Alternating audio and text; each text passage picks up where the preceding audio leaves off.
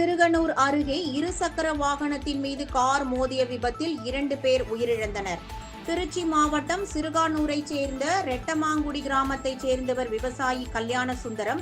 இவரும் அதே பகுதியைச் சேர்ந்த டிவி மெக்கானிக் வாசுதேவன் ஆகியோர் பொருட்கள் வாங்குவதற்காக பாடாலூருக்கு இருசக்கர வாகனத்தில் சென்றுள்ளனர். திருச்சி சென்னை தேசிய நெடுஞ்சாலையில் உள்ள சனமங்கலம் பிரிவு சாலை அருகே சென்று கொண்டிருந்த இருசக்கர வாகனத்தின் மீது எதிரே அதிவேகத்தில் வந்த கார் ஒன்று மோதியது. மேலும் அந்த கார் ஓட்டுநர் கட்டுப்பாட்டை இழந்து சாலையோரத்தில் உள்ள பள்ளத்தில் பாய்ந்து விபத்துக்குள்ளானது. இதில் இருசக்கர வாகனத்தில் பின்னால் அமர்ந்து வந்த கல்யாண சுந்தரம் சம்பவ இடத்திலேயே பரிதாபமாக உயிரிழந்தார்.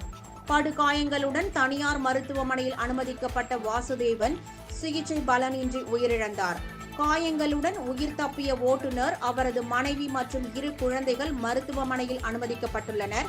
இந்த விபத்து குறித்து சிறுகனூர் போலீசார் வழக்கு பதிவு செய்து விசாரணை மேற்கொண்டு வருகின்றனர்.